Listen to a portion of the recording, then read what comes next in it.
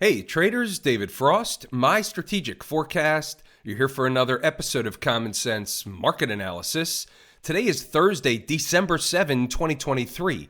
We're looking at a daily chart of the SPY or Spider, which is the proxy for the S&P 500.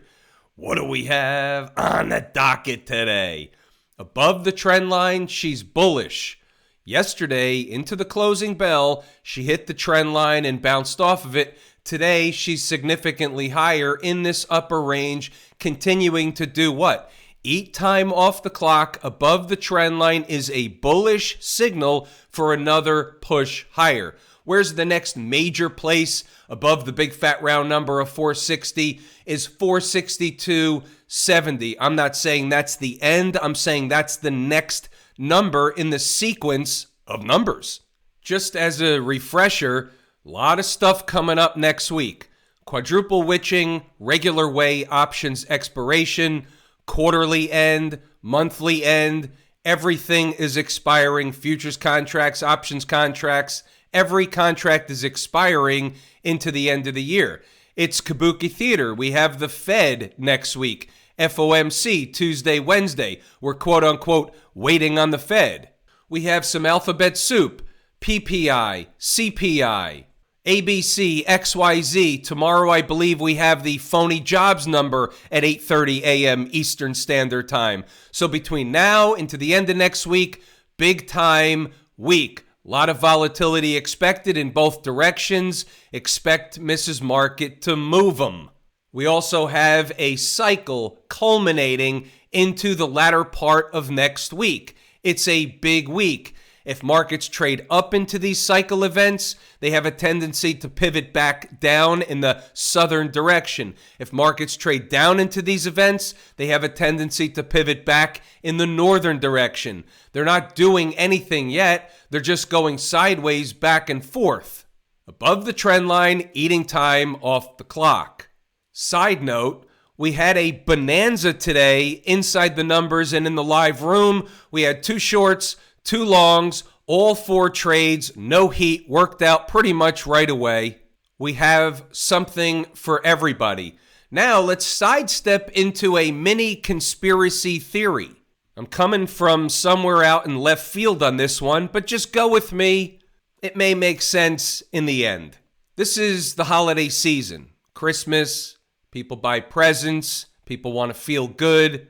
They want to be able to do good for others. This is that time of the year. It's a really, really great time of the year if you can embrace the concept of the holiday season, end of the year, finishing a year, starting a new one.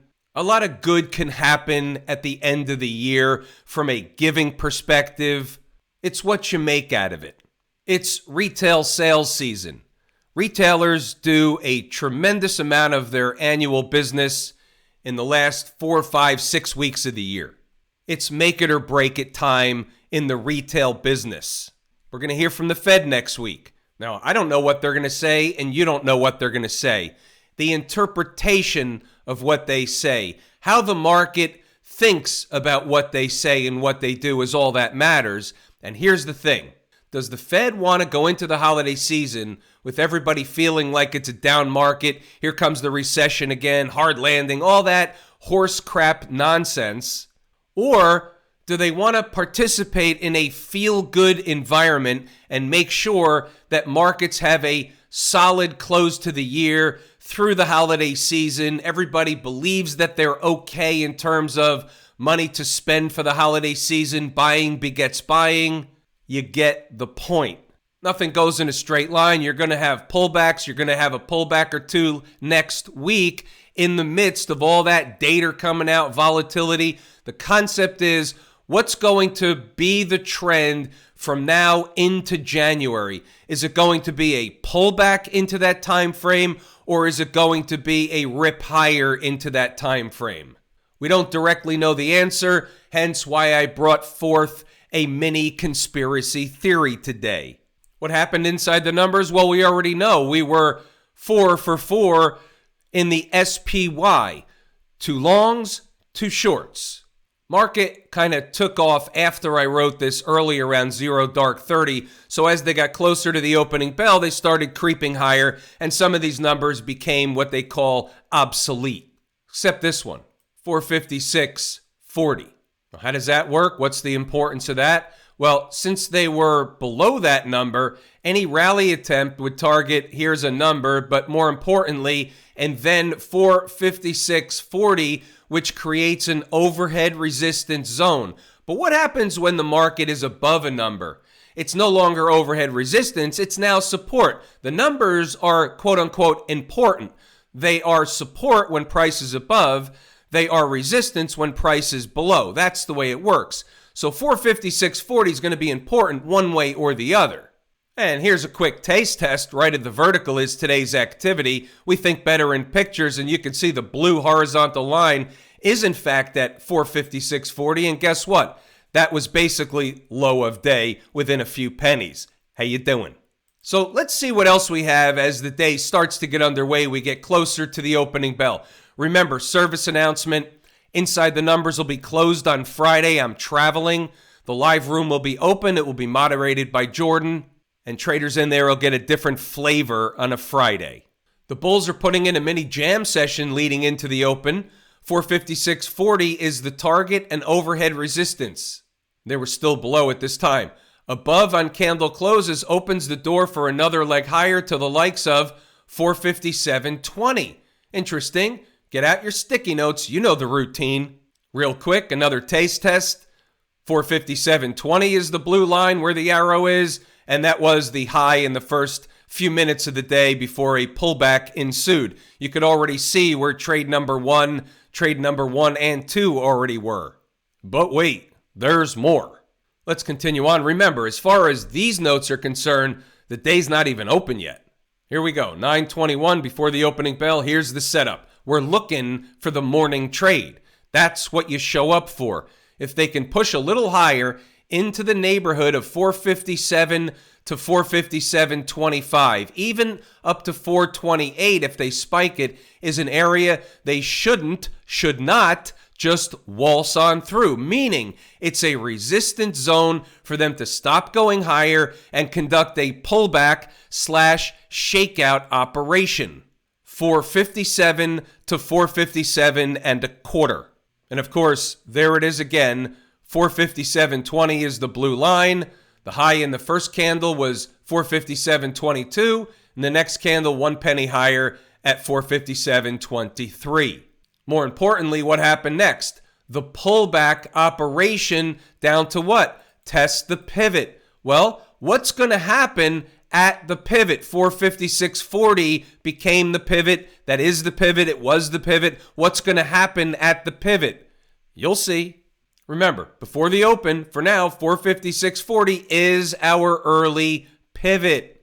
9:29, again, still before the opening bell. We're assuming a short at the open. The target on any short is back to the pivot, 456.40. They could go lower, but that's an area to bounce the tape.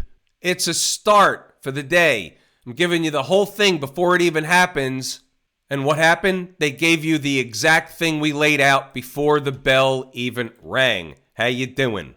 It's the morning trade. They do the same shit every single day over and over again. You just have to recognize which thing they're doing. They have a small bucket of things they do. If you can identify which thing they're doing today, you can take advantage of it on a long, a short, or both.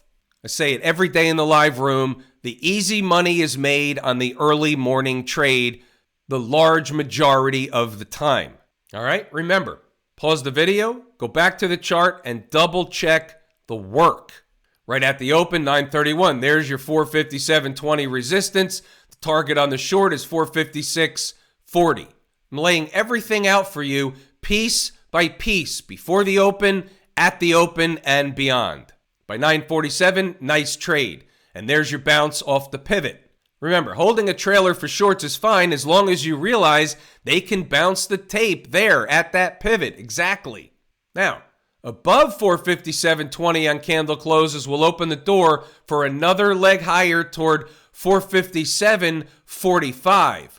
457.95, pardon me. Pardon me, nothing. Look what happened at 457.95.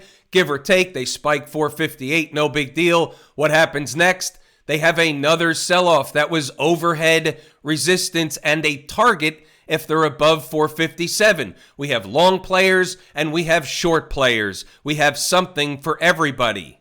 Remember, above 457.20 opens the door for 457.95. Let's see what else we have. And there's your 457.95, give or take. It's overhead resistance. A little bit higher, 458.85 is the line in the sand for the shorts, meaning that's another area for a short trade. Overhead resistance. No change, it's resistance, and they're pulling back. You all get the point. Pause the video, read the notes, go back to the chart, double check the work. What more can you be looking for in a service that tells you where the morning trades are for the SPY, the ES, using options, exchange-traded products? It doesn't matter, all of the above.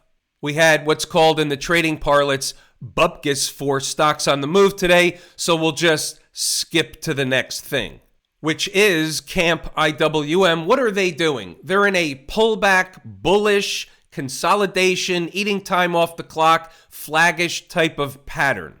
Call it any name you want.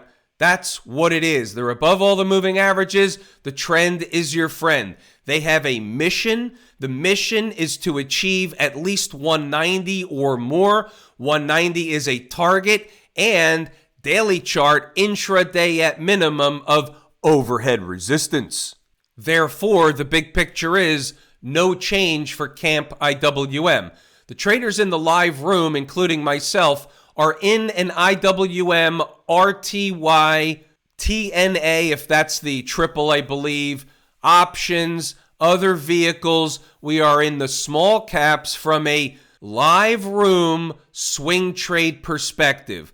Not lazy swing trader. This one was confined just to the live room. We traded it off this pattern, saying they're building energy to move higher. Here they are. We're having what's called a nice trade. While I'm on the subject of nice trades, might as well mention this was another live room trade and a lazy swing trader trade where I was in the live room day in, day out, pounding the table down here that this was a bottom and this was going to be a bottom for a while. I was allocating my capital, lazy swing trader capital, and this was a bottom in the making, and here we are in the move up to $95.50 from $83.70 in the TLT, which is a pretty darn good, nice bond trade. This is inverse to yields. This is the 20-year plus treasury bond, prices of bonds, and pays a yield while you hold it, by the way. We had a ton of money in the live room and the lazy swing trader made in this trade. I pounded the table so hard, I had to get a patch for a spot on the table. What's going on with the folks down at the transportation department? Same thing as Camp IWM. Eating time off the clock, above all the moving averages. There's nothing wrong here. This is a bullish, pullback-ish, flaggish, consolidating-ish type of situation, building energy for another move higher until it's not. Right now it is. Where does it start to become not? Below this breakup candle low, the last one in the sequence, would be a pretty darn good sign for starters. But that's not what they're doing now. Right now, we're going to take it at face value. We're the umpire calling balls and strikes. It's bullish. The Q people still grinding up, 1.5%, 0.4 today, up. Very nice day for the Q people. Right back to that spot that they couldn't really sustain price above. Never had a daily close above yet. 391.20. Well, guess what? Once they start to close above there, what do you think's going to happen? The vacuum cleaner's going to come in and suck price higher. That's exactly what's going to happen after eating all this time off the clock right underneath an important spot. Write that down, put it on a sticky note. XLF, the financial space. Above all the moving averages, even a little bit too far extended from home base. So what are they doing? They're eating time off the clock like the other markets in a bullish, flaggish, consolidating-ish type of pattern. That's it. That's all that's going on. Up one day, down another day, makes no difference. There's nothing negative on this tape, on these charts at present. Umpire calling balls and strikes. Pullbacks are part of uptrends. Pullbacks within an uptrend are meant to be bought until they're deemed not a pullback. Think in terms of the trend line all the way from the spider chart. As long as they're above the trend line, that's fine. She's bullish. How many times did they hit the trend line? Almost every single day within reason. Every time they did, it was a buy. One time it will not be a buy, but it is until it's not. About Smashmouth, up about 2.25% today, back above the 20-period moving average. Need another day above the 20-period moving average. Strong finish to the week by tomorrow's close, Friday's close, and they'll be above all the moving averages, and the trend is your friend. This has been a pullback operation for the SMH, or Philadelphia Semiconductor Index. Have I told you how much I appreciate each and every one of you? Without you, these videos are not possible. That is true and accurate information. We're pulling the ripcord here today. I'm David Frost, my strategic forecast. Thanks again for tuning in to another episode of Common Sense Market Analysis.